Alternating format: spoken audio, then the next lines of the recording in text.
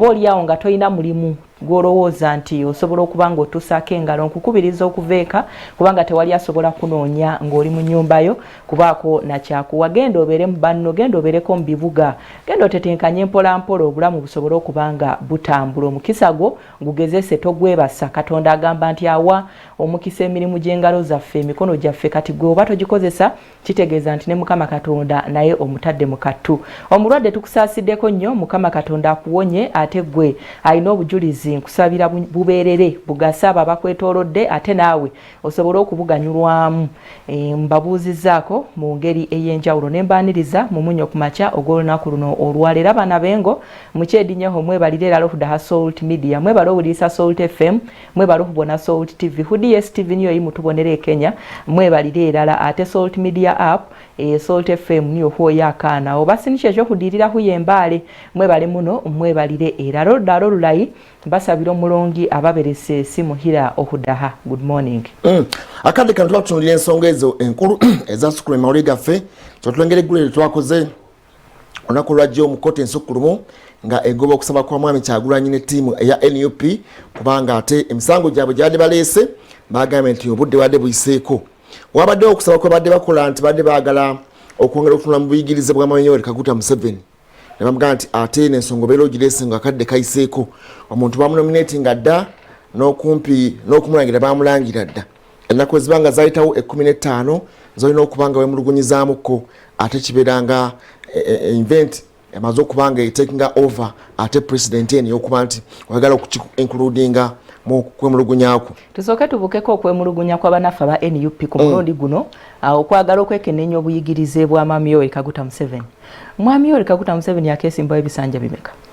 Ebisanja naye soke tuwulire emboozi eno yennyini bwe tudda soke tuwulire ate biki bye tuyinza okugattako naffe. Kasooke tuwulire okusalawo okw'abalamuzi olunaku lwajja omukyala Stella Lakyamoko ku lwa banne 8 ng'awa ensala mu kusaba kwa Mwami Kyagulanyi ku kkooti ensukkulumu. Kkooti ey'oku ntikko yetandise okuwuliriza omusango gwa Bobi Wine mu awakanyiriza obujulizi bwa Pulezidenti Museveni.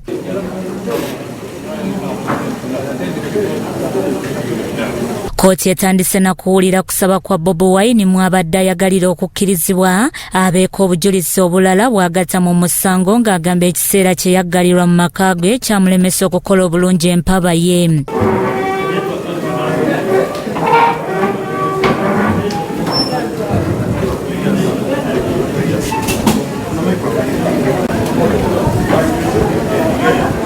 Naye ng'ayita mu bannamateeka be abakulembeddwamu Albert Byencha, Pulezidenti Museveni, akakiiko k'ebyokulonda ne ssaabawolereza wa gavumenti bawakanyiza okusaba kwa Kyagulanyi nga bagamba kwazze ng'obudde bugenze ekikontana n'amateeka agafuga ebyokulonda. It's important in the calendar for the people to change government, to move on from one phase to another. So the reason why they chose the Supreme Court is because time is important. Time. Oluvannyuma lw'okwekenneenya obujulizi bw'enjuyi zombi, abalamuzi ba kkooti ensukkulumu nga bakulembeddwamu Ssaabalamuzi Alfonso Winnie Dollo bagobye okusaba kwa Kyagulanyi. Court found that the issue of qualification of the first respondent raised in the proposed amended petition is a new matter which comes outside the limitation period for filing a presidential election petition.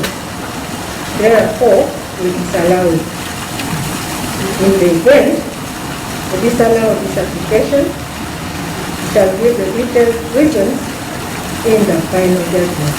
Ku lunaku lwokuna enjuyi zombi zakuddamu okusisinkana zikkaanye ku binaagobererwa mu musango Kyagulanyi mu awakanyiza okulondebwa kwa Pulezidenti Museveni. Bigenzenga bibiri katugende n'ebirala bye twawaaba kubanga nabyo tumanye nti bikulu. Toyinza kugamba nti kino tekimenya ggumba nga naye yennyini kibadde kimusuza teyeebase n'atya n'okwekolera ekirayiro. Kibadde kitiisa ku buli ludda lwonna. Ku sayidi eri ku kkooti naffe libadde ffumu ddungi. Naye kale tunakubisa agasigadde. Bikusakiddwa Ssebalamu Eric Russell TV Omunnyo.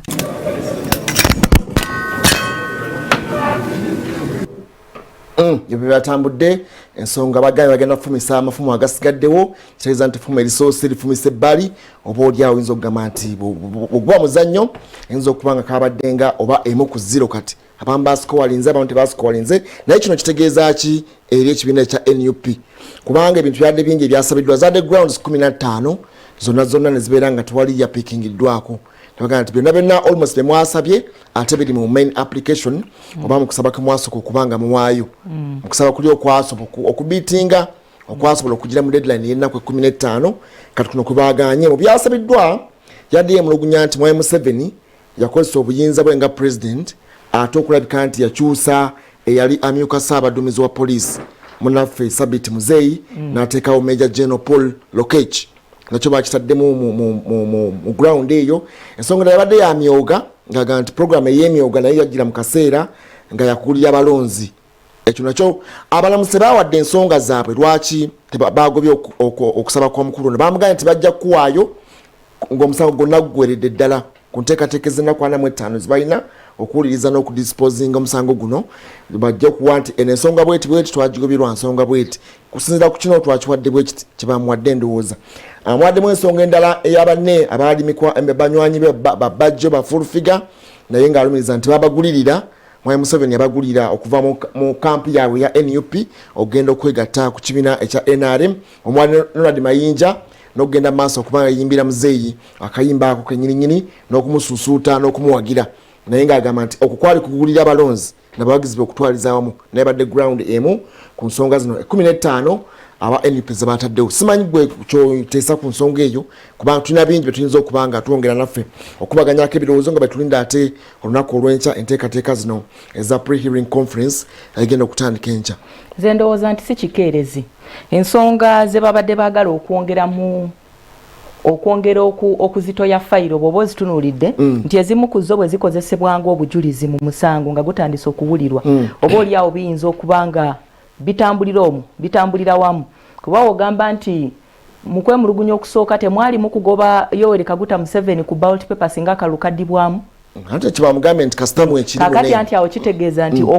okusaba kwe bagobye ku mulundi guno okwekenneenya obuyigirize bwa President Yoweri Kaguta Museveni ekyokuba nti President Yoweri Kaguta Museveni ayina akakwate ku security ayina ki obona bonna nsuubira nti buyinza okozesebwa ng'obujulizi kuba bw'otunulira okwemulugunya kuno kwonna okusingira ddala kutambulira ku asooka gy'ekitongole ekikuuma ddembe owokubiri ye kakiiko k'ebyokulonda owokusatu ye mwami Yoweri Kaguta Museveni kati bino ebisigadde ebirala byonna binnyonnyola abantu bano abaki abantu banene abasatu so ndowooza banaabateeseteese bulungi abantu baabwe abanaagenda mu maaso n'okubanga oba oliawo bawaayo obujulizi ensonga zino ziyinza okukozesebwa omwo ne zizingibwa wamu ne batambulira awo eno si setback y'ekibiina ekya NUP kubanga ndowooza babadde balina ambitions nnene nnyo n'okusubira kw'amaanyi kwabadde basubira mu kooti eno singa okusalawo kuno kwabadde otherwise mu kutandikira ddala ne bagamba nti mwongeremu obujulizi lwakuba nti ensonga za petition endala presidential zibeera zigoberera amateeka nti ennaku 15 baziwandika nga tezikyusibwa ziringa akawairo kali ak'ennamba 61 akateeka okulonda aka constitution akawa obuyinza akatongole oba akakiiko k'ebyokulonda mu ggwanga okuteeka okulonda nti oba ki tekakyukamu oba mbeera ki unless nga bagenze maaso ne bakola declaration eraga nti waliwo state of emergency eyinza okulemesa eggwanga okugenda mu kulonda naye toyinza kwekwasa nsimbi toyinza kwekwasa ki akakiiko ak'ebyokulonda kateekeddwa okuteeka okulonda mu nnaku ezo eziba zigereddwa ng'ekisanja kiggwako ekya president aliko bateeke okulonda mu nnaku ezo waliwo ko ekibuuzo ekiri unanswered by ekibiina kya NUP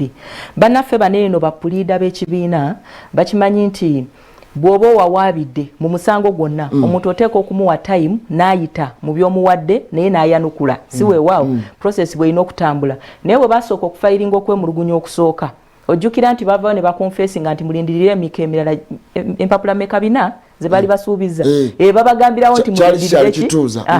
ekyo kikyali kituuza mulindirire emika emirala egigenda okukola ki okujja kakati eyo reaction yonna ogiteeka mu musango oguli limited to particular days nga gulina okuwulirwa mu particular days okimanyi bulungi nnyo nti bapuliida ab'oluuyi lwowawabidde beetaaga obudde okola ki okwekenneenya oba oliawo ne kkooti yeetaaga okubatuuza mwe muli ne process y'okulaba nti bano abajulizi nabo oba obujulizi obugambibwa okuba nti buteekeddwa mu fayiro ne bano bonna bonna olina okukola ki okubateekateeka so nze ndowooza nti bannaffe banene aba NUP waliwo ekitaategeerekeka bulungi awo kubanga bandibadde fayiro eno bagipresentinga mulundi gumu bwe kitaba nti manyi waliwo abaana abatutiisanga gwoba wakasaba empapula 2 ye nga awanika omukono nga bamwongera olwokutaano olwokumi olwokumeka kati oba tutuuka n'okulowooza nti oba oliawo kaali kakodyo kakanga baana oba anti baba kugambye bategeeza nti okusinziira ku muntu waabwe ennaku 10 ezasooka ng'okulonda kuwedde zaali part of ennaku 15 nti mu nnaku 10 teyasobola baali bamusibidde waka n'atasobola kooti nemugamba nti mwe bannamateeka mwali musobola okumutuukirira lwaki temwafiling on his behalf mu nsonga nyini bamugamba nti yali ali waka mwenga mwe mwasobola okugenda mu kooti enkulu ne musaba n'okusaba oda egoba abasirikale mu makaage lwaki mu nsonga ezo sibabaakolera ensonga eno yonna tekyagwawo bugwi nti si kyekisoose si ye candidate asoose okuggalirwa ewaka ng'akalulu kakoze eki ekyali ku retired Kano Kizza Besigye kyali kirina okuyigiriza bannaffe banene aba NUP embeera nga bwetambula akalulu nga kakoze eki nga kawedde kubanga ndowooza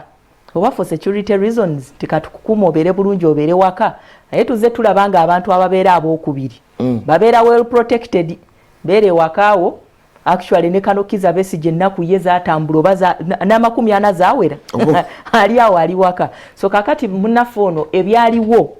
emisango emikadde egizze gibaawo kyandibadde kyakulabirako nnyo nga bagenda kuteekateeka oba nga bafayiringa sinakindi ne mu process ey'okuwoza guno omusango ogukoze eki oguli mu kkooti akadde kano anti kakati ate neyo reference bagigobye kubanga yajulizza n'agamba nti mu kino yabadde alese n'ensonga eza amendment anti yagirese ezaali mu John Patrick Amama Mbabazi gye yabadde alese kati yabadde nakyo ayagala kukifaalinga nti ekyoli yali ordinary amendment anti kakati teyina bwekuusa ate ku kino kye twogerako akadde kano kakati bw'oba oyina okwemulugunya kibeera ky'amagezi nnyo okusoosa ensonga enzito buli munnayuganda kyenkana yali alina okwemulugunya ku nsonga eyo ey'ebyasalibwawo kooti mu kalulu ak'omwaka ogwakola ak'ekisanja kiri yes kugundi ku honorable Amama Mbabazi buli muntu yenna yali alina okwemulugunya agamba iyi kooti ate omulamuzi yali mu kakiiko k'ebyokulonda yakoze eki so kakati ezo ze zimu ku nsonga ze batandisembezza ensonga ekwatagana ne ku recommendations eza kooti ezasalibwawo gye buvuddeko ensonga ezikwatagana ne oba oliawo n'obuyigirize obwa President Yoweri Kaguta Museveni kubanga bw'obanga owakanya buwanguzi eyo nze nsuubira nti ze zimu ku nsonga z'okumwanjo z'otalina kola ki kusembyayo ng'akakoze waliwo kyesaategedde bulungi ensonga y'okuwulira bafulufiga babajjo bamayinja eyo oba bagisaze batya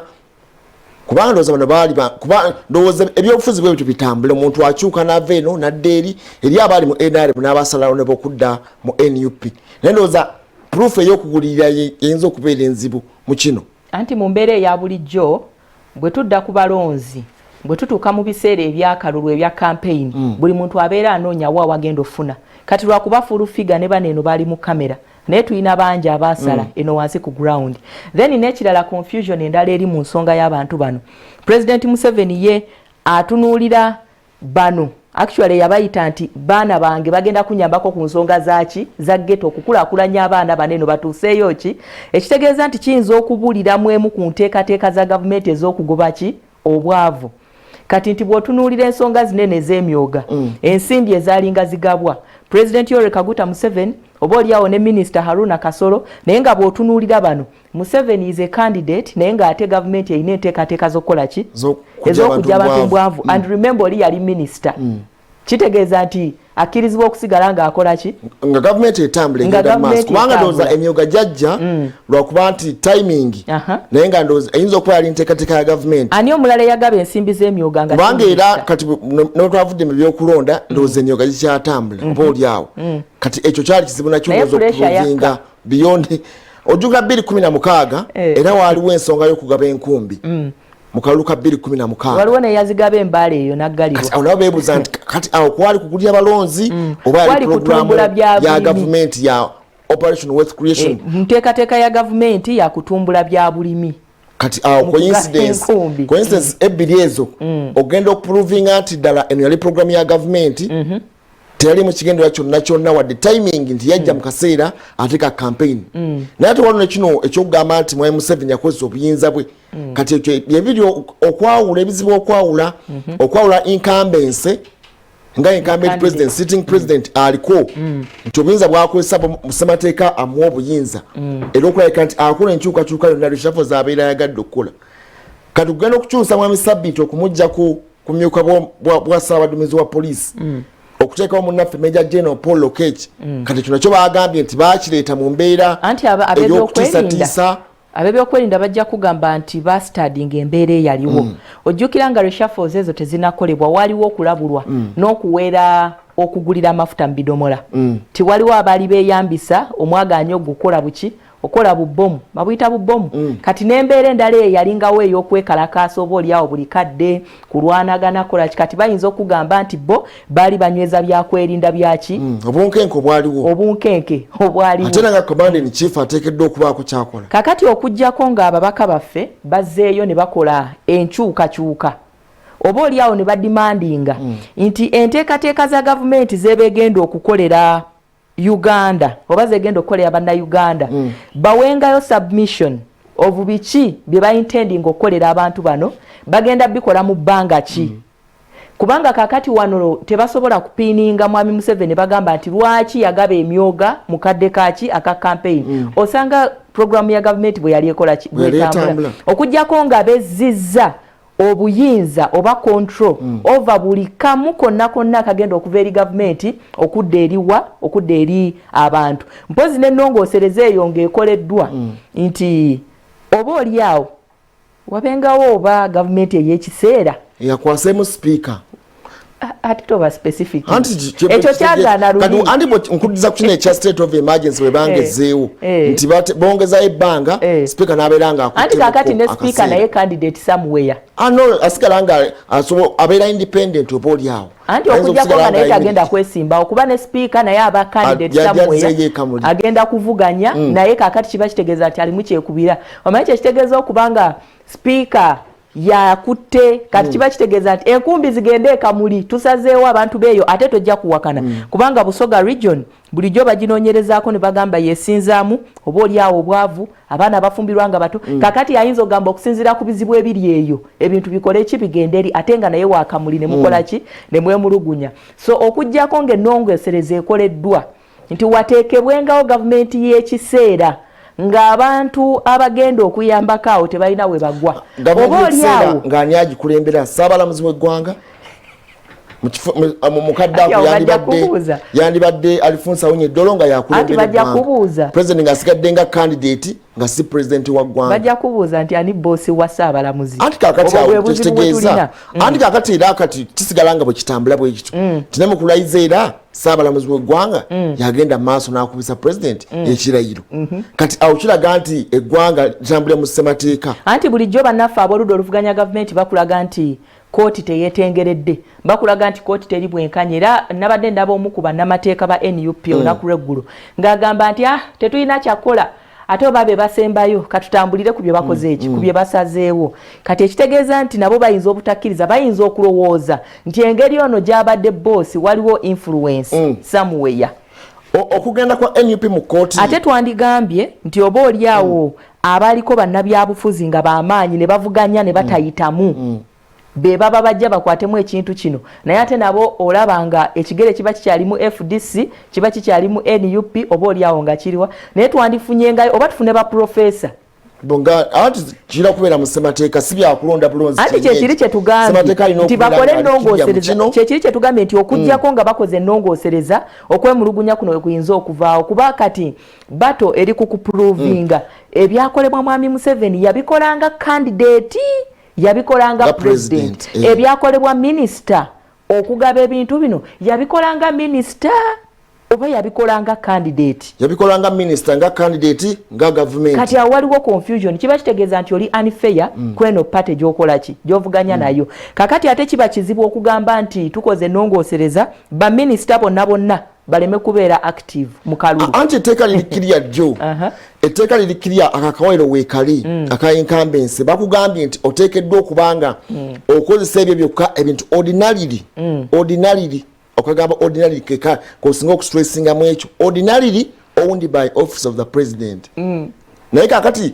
okulonda kwonna okubaddengawo minister of public service kubanga yabeera akwanaganya ensonga z'abakozi ba gavumenti tavangayo kugenda kuba aba official ateekeddwa okugenda mu parliament y'eggwanga n'akola declaration naye okusinza tugenda mu kulonda naye office ya president ebadde erina kino ne kino ne kino ennyonyi motokeedi biki byonna byonna ebyo n'ebirala byabadde akozesa alina okukola declaration nawulira waliwo n'ababaka ab'emulugunya ku nsimbi ezigenda mu state house classified expenditure kakati bw'oba oyagala ku regulating eno ebiri mu office ya president ate nga waliyo eri classified information tolaba nti byonna byaku kati awo bwe buzibwa incumbent solution nongoosereza era ababaka bamire pini bakole nongoosereza kubanga tosobola gamba nti baminister bokka bostopinze ekyo kiba tekiri operational akawaayiro konna bakole nongoosereza wabeerewo abantu abateekebwa ku pano oba oliawo kijjawo okwemulugunya kwa banafu aba opposition government era olaba ne basoma mbalirira minister wa finance president yasoma embalirira president nga yo weggwanga yasoma embalirira yasome mu mateeka yasoma embalirira naye ono akugamba nti agisoma on behalf of the president asindikiddwa era olengera babeera basoma akulaga nti president yennyini okusinzira ku bigundi nsoma embalirira agabanyako obuyinza bwe kati ne mu nteekateeka zino endala abeera president nga yatuukiriza obuvunaanyizibwa okukulembera gavumenti bano babeera bamuyambako buyambi kutuukiriza buweereza buno kati minisita bw'agaba emyoga president yabeera agigabye aba ayambyeko kubanga abeera agikoze on behalf of president sitting president oba gavumenti eriko eyamwami Yoweri Kaguta Museveni yagenda maaso okubanga egaba emyoga kati mu ekyo ng'olengera minisita Haruna Kasolo naye nga mwami Museveni yagaba emyoga kati mu nteekateeka eyo ne wano tebamugamba ne bamutayiza nti ye nga ye yagaba emyoga naye nga emyoga yagigaba nga president gyali gya program ya gavumenti oba kwali kugulira balonzi kati awo bwe bwali obuzibu naye nga akugambye nti yali akyali president officially paka nga 12 omwezi ogwokutaano ekisanja ky'okuggwako kati awo ndowooza kibeera kiriya balina okubaganya ne badde eno ne badde kiriya eri bannaffe ab'oludda oluvuganya gavumenti okwo okwemulugunya tekusobola kuggwaawo tekusobola kuvaawo babalulinze baga nti kakati anti era bagenda kubalulinga nga out buli kadde naye badde ewaka nga bakola ki nga batolotoma actually nze ndowooza nti eyo yemu ku nsonga lwaki bannaffe ab'oludda oluvuganya gavumenti bagamba nti kooti teyeetengeredde oba oliawo bagamba nti kooti tezibayamba awo we wava akanyambere gaawo singa beekolamu omulimu oba oliawo ne bakola ennongoosereza bwe kiba nga kisobola okuyitawo naye ate jjukira nti bajja kugamba nti bannaffe aba NRM be basinga ki obungi oba oliawo mulimu ababaka ng'ababaka abandyagadde okukola ennongoosereza ku nsonga eyo gye twogeddeko naye ate ababaka bano jjukira nti bafugibwa constitution ey'ekibiina eky'ebyobufuzi kye baba bakola ki kye baba baliko kakati ate bwe baba nga be basinga obungi kiyinza okuba ekizibu anyhow tugenda kumulamu katono nnyo tulinza olunaku olw'enkya pre-hearing conference egenda kubeera etya okusinzira ku ground ezaleeteddwa ate abalamuzi bagenda maaso baganda zaabadde muzinzi zonna bazingidde mu kusaba kuli okwasooka tulinza enkya kibiina ekya NUP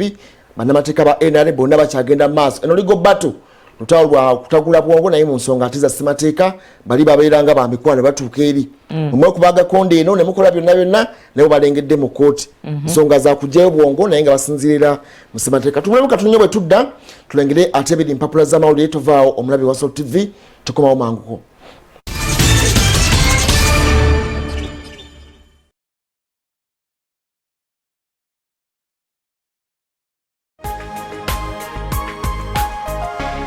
Soul Television, Femunyo.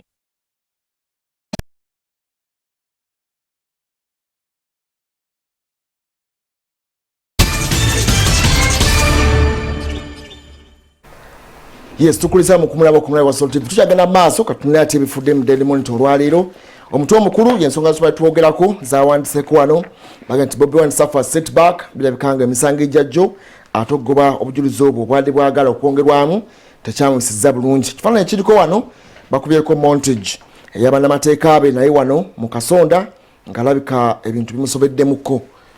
Entunula gy'atunulamuko kifaananyi kirina message eri powerful eraga nti oba oli awo katuzeeko ki okuba okusaba okusooka bwe kuba kuganye kyekifaananyi kikubiddwa ku mutwe omukulu ogwa Daily Monitor. Ng'ebyo bikyamubo by'omutwe waliwo abakolanga ba agenti be mu bitundu by'emukono abasazeewo okuzza ensimbi ezaabaweebwa okubayambako okukuuma akalulu mu kulya oba olyawo okunywa n'ebintu ebirala zaali obukadde 25 naye mbu baabumuddiza ne bamugamba nti babadde tebasobola kulya ssente ezo kubanga akalulu kali k'abantu kali k'Abannayuganda. Okay. Obukadde 25 baabuzizza. Baalina mukyala Betty Namboze. Wanje? Baalina mukyala Betty Namboze ya mukyalira luli. Okay. Agenda asisinkana ebiwayi byaba NUP abawangula mu regions ez'enjawulo. Polisi yina egenda maaso okunoonyereza ku munnamawulire mukwano gwaffe eyakubiddwa amasasi eyattiddwa mu bitundu by'Ekanyanya okunoonyereza ku kyagenda maaso bagamba si masasi bagamba yagudde mbatemu naye nga yo polisi egamba nti abadde ateebereza okuba nti abadde omu ku gganga mu bibinja by'ababbi ebadde bigenda maaso okuleka nti biteega abantu. Polisi bwe yagambye bino bigambo si byaffe munaffe mukwano gwaffe abadde mukwano gwaffe mu biru Adadi abadde aliko mukutu ogumu ogwa BTM gwabadde akolera wuno yattiddwa mu mbeera etannaba kutegereka. Polisi ekyakola okunoonyereza okuzuulira ddala enfaayo yabadde yeekuusa ku ki kubanga baasanga mulambo ku makya aga Sande. Kibi nnyo. Wano bagamba nti balekkyala bayita abasomesa b'oku yunivasite naddala eza gavumenti batandise enteekateeka y'okwekalakaasa. Bano bagamba nti gavumenti yabasuubiza akasente gye buvuddeko okubongezaamuko ku musaala naye teyina nsonga ze yakola mbu ezimu ku nsimbi ze babanja nkadde okuviira ddala mu mwaka gwa 2015. Gatugeka kuddayo ate bo bagenza mu kwekalakaasa. Ati kati ate oba oneekalakaasa ddi? Buli eyali abanja candidate wa kalulu yamubanja luli nga tannakola ki. Kati sawa zinene okuvaayo n'ogamba nti manja honorable gundi bakwewuunya. Kati gavumenti oyina gitakula kati ng'eteekateeka okukola ki? Okuddayo. Okuzzaayo abaana. Balyoke bakole ki nabo bakitinge bamanye nti abaana baffe. Wuno speaker mukyala Rebecca Alitwala Kadaga yayimirizza okubaganya ebirowoozo ku supplementary budget oba ensimbi ez'ennyongereza mwalengedde olunaku olwajjo minisita ow'ebyettaka bazze badde baagala obuwumbi bw'ensimbi 3 n'omusobyo okusasula mwami Medard Kichoncho ow'Erusanje eyo n'okuyira bannaffe bano ab'ekkanisa ey'omundeeba babagambye nedda okusinziira ku Land Commission ensonga zaatabuseemukaawo ensimbi zadde beetaaga bagambye lwaki omusango tegunnaggwa mwagala kuyirira mumanyi nannyini ttaka waali n'omusango tegunnakuggwa ate musaba nsimbi kugenda kusasula kuliyirira bali ku kkanisa. Kati bwe kiba nti oli yalina okuliyirira anti kati nate lwakyewuunyiza baga lwaki kuba okufuna akasente okukasaba kitegeeza nti ensimbi nga bazizayo mu ggwanika erya gavumenti ensimbi eziva mu ggwanika zikozesebwa ddi ate zitya kakati era weewuunya nti ne budget bwe ziba ziyisiddwa ensimbi financial discipline bw'oba otunulidde enteekateeka y'ebyensimbi ensimbi bw'etakozesebwa bwetakola kyeteekeddwa okukola naye era bwebezeeyo tebakubula kyekoze era tebakugamba nti oba yeeyongedde ku mbalirira ey'omwaka ogubera guddako. Ensimbi zino nnyingi ze baagala twogera ku buwumbi kakati omusango mu kkooti tegunnassalwa gukyawulirwa kati bwe kivaamu nti oli gwe babadde basuubira okuwa ate yalina okuwa kitegeeza nti ensimbi zino bo bagenda zikwata bazitwale mu ggwanika. Kakati ddi lwe baali bavuddeyo ne batugamba nti munnange ku nsimbi ze tusuubira okufuna kubanga kakati waneeno olaba bwe babeera basoma budget batugamba nti ebitundu 7 ku 10 sente zigenda kuva mu Bannayuganda bandi tugambye nga nti ebitundu 10 ku 10 nsimbi gye ziri already wa andi kati wana era nsimbi zino zaadde zeewuunyisa basaba supplementary naye nga n'akakiiko akabavunanyizibwako aka Land Commission tekamanyi naye minisita bwe yagenze naye njagala obuwumbi 3 mu emitwalo gigino kuliyira mwami Kichoncho njagala obuwumbi bwe buti kugenda kuliyira ab'ekkanisa ne bagamba nti mwami Kichoncho omuliyirira kubanga mwalimu abantu abali genuinely abali nettaka lyabwe balina okubanga naye asasula abo bo ogenda kubakola otya kitegeeza bwe bolidde mwami kikyonco naye atalina okusasula abana abantu abali genuine ogenda kujjako abantu bano bonna bagende ogenda kubanga obakola otya kubanga nekyo kyasigalanga kiri mu bbanga ku bantu b'Elusanja ensonga zaabwe tezaggwa tezatira bulungi naye zizino ensimbi 7.65 billion zaleese obuzibu mu palamenti y'eggwanga olunaku olwajjo omukyala Kadaga nanga nedda ebyombigo katusuubire nti institute ya Kadaga gye bamubuddemu Kadaga parliamentary institution katusuubire nti ejja kuyambako okubanga ebangula ababaka baffe naddala bano abamu abakajoyininga parliament waliwo ebyogerwa mu bantu eno wansi nti abamu ku bo abazze mu parliament bapya abamu ku bo abali mu parliament baana bato nti abamu ku bo tebamanyi na kyakola oba oliawo nti bayinza okuba manipulated by abamu ku bakulembeze betulina mbu abakulu mu myaka n'abakulu mu byobufuzi n'abakulu muki mune batiitira ne bayisawo buyisaki kati amunange ekyo kizibu okukidebatinga ssaawa eno kubanga buli omu ndowooza institution ejja bayambako okubabangula buli omu yazze namutwe gwe mu parliament bategeezese nti regardless of age mwena mubabaani ba honorable kinava mu conscience y'oyo obubaka oba mukulu oba muto mu myaka kubalaba n'abakadde n'abakulu mu myaka kati ekyo kyo kisigalanga omutwe gwo gusigalanga gukola oba tegukola okusinzira ku kyona okubanga ostandingako kati mukulu wa mala kati nnyo akade kano okugamba nti ono okubanga yazze muto agenda kugulirwa mangu argument yabwe eri wano olw'okubona omukulu no kiyinza obutaba actually kugulirirwa nti oba balina ke bamuwadde naye olwa fear kuba mwakafaananyi wali munda bw'oba oli mu kizimbe oba olowooza oli protected n'ogamba oyo gundi tebamuwa sente naye bw'ofuluma abweru mbunga akusanze n'agamba bw'ogamba nti ogwa fiya bandigambye ne mu kubalonda bandironza abali fearful oba tutunanga ali serious byakulonda mu gundi tolabaawo kyenkugambye okulonda kiri eri kyali ky'abantu kijja kuddayo nti era eri mu munda omuntu asigale ng'atambuza omutwe gwe obeere ng'oli smart ng'otambula waggulu bulungi kankuwa ekyokulabirako twalina empologoma ezo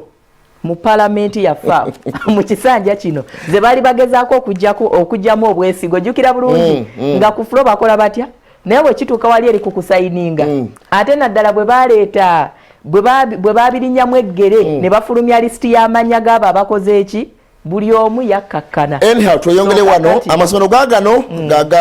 gakubidde enduulu ewa mukyala Janet Kataha ku lwa order gye yagawadde okuddamu okusiiga ebizimbe batugamba n'amayumba ne kesi okuddamu okusiga ebizimbe bagambye kitakuza amasomero emitwe bagamba akasente tebakayina babagambye naye ebeere order okuggulawo nga musoose kusiiga paint kakati ebyo ebizimbe tebigwa mu nteekateeka ya KCCA gye buvuddeko gye yateekawo n'ebibonerezo singa bakusanga ng'omuddo gukuze nnyo ewaka singa bakusanga ng'ekisenge kiddugala temubujjukira obukwakuliza obwo kakati bino byo ebizimbe by'amasomero bibeera tebiri part of that bwegabanga KCCA aga gavumenti ndowooza gaba gatandikirwako okusiiga basooka aga gavumenti aga KCCA mu Kampala bonna gonna gerinamu gavumenti terina ssente tuli mu kwewola buli kamu ke twagala twewola nedda wandigambye nti ag'obwannannyini gasiigibwe wabula wabeewo ba volontiya basiige ku masomero gaki aga gavumenti twalinanga ebitongole simanyi lwaki tebikyasiiga ng'ekitongole kivaayo ne kisiiga naye ne kibrandinga kati olaba kino kigenda kudda era eri mu bazadde waliwo abamu ku bayizi baffe abagenda okuddayo batugambye baagala masiki ezi 3 ne masiki 3 bataddeko omutwalo gumu mu 12,500 zonna 3 masiki 3 zetulina okugula quality gwogimanyi gye bagenda okubaawo masiki 3 omutwalo gumu 12,500 olowooza bwe buno obwa lastic eno musooke mulinde masiki zifulume kitegeeza omwana agenda okujja wagenda kujjawo ne painting fee ojja n'omukebe gwa langi eyo tebeera gundi development fee kugambye kakati bwe baba bakataddeko just bongerezaako nga tunaggulawo nga lumu jangu ebizimbe nga maze okusiigibwa kati awo bazadde ne bagenda okukigwamu anyhow observer yagambye ekyo olwaleero awanise ku nsonga abagambye nti okuwamba abantu oba ekiwamba abantu bagambye nti ate n'abasirikale nabo tebatalizibwa mu nsonga eno waliwo Philip Ankunda ame pilot attached to Special Forces Brigade disappeared ono yali muvuzi wa nnyonyi mu kitongole oba mu jeri kuma omukulembeze w'eggwanga bagana yabuzibwawo ng'ennaku z'omwezi 2 omwezi ogwokutaano omwaka oguwedde. Kakati bino bitegeeza nti ate ekiwamba abantu bakubeko ne drone eno terina number plate. Abantu abagenda maaso kuwamba abantu bawambira mu motoka ekika ekyo ekya drone. Gwe mutwe oba gwe muko ogusookera ddala ebiwandiikiddwa wano mu Observer enkya ya leero. Bannayuganda obukadde 8.3 kizuuliddwa okusinziira ku kunoonyereza nti bali mu bulamu awo obw'omu makkati, si baavu si bagagga nnyo wabula ate bakola ki beesobola beewo ba middle class. Okay. Bawandiise wano bagamba nti bano ku population oba ku muwendo gw'Abannayuganda bakola ebitundu 22 ku 100 kakati obukadde 8 ku bantu obukadde 45. Kitegeeza nti waliwo ekibulawo bakozeemuko.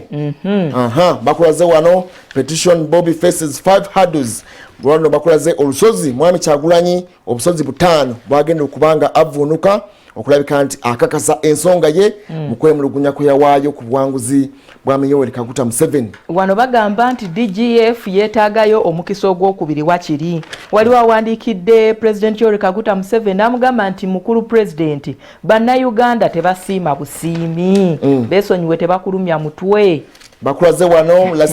last week events ezagenda maaso mu ggwanga erya Uganda. Bakulaze abamu ku bawagizi ba Mwami Kyagulanyi abaleetebwa okufuna bail ne bakulaga wano bannaffe aba NUP nga bawaayo petitions zaabwe eri aba NRM. Ne bakulaga Dominic Ongwen musango gwe ne wano Teresa agenda maaso ennyonyi yaffe yatuuka eya bus endala ate ne wano mu ngeri y'endala ate era waaliwo okuggulawo enteekateeka eya law omwaka gw'ebya ssemateeka oba omwaka gw'abalamuzi mu ggwanga erya Uganda. Bimu kuwandiikiddwa mu lupapula luno olwa Observer. Bingi by'osobola nawe okugula ate n'ogenda maaso okubanga weesomerako. Profesa Kalebu agenze maaso n'okugeraageranya okunoonyereza ku kawuka ka Mukenenya saako n'akawuka aka coronavirus. Agamba nti aka Mukenenya okukanoonyerezaako kwo kuli ku speedi ey'ekizungirizi. Kiki ekiremesezza coronavirus ojja bisanga muneeno. Ono agambye nti Muganda. Okay. Yeah, he's proud to be a Muganda. Derek Nyeko. Nyeko abeera wangulu, nze nzijukira Obi wange bali bamuyita Nyeko. King Solomon. Yali aveeyo nga mukyoli mwennyini kakati. Yagambye Muganda si weeyo mwakyoli. Anyhow katumulemu katuno nnyo bwe tudda tugenda tunulako ate ebweru w'eggwanga bawandiise ki ate naye nga bannaffe abeebusiya ewammwe tebalinze ensonga z'abaana kuddamu kye baakoze kwekwata abaana batwala Kenya. Anti awo okuva dda waliwo obuzibu. Waliwo abaana Bannayuganda nga basomera Kenya. Ate twalina Bannakenya nga basomera wa? Nga basomera Uganda. Kakati confusion eyo atejjukira nti wali eri ku border. Basala busazi gulayo akanzaali leeta sabbuuni. Kola otya kati baliwo babeera basoma ng'owuwa akadiwa. Kati bote balinze byakubasa bamekebe gya langi bagayika bagende Kenya. Kati batandikire kwabo okugema. Kati tukomewo katunyomule wa Soul TV.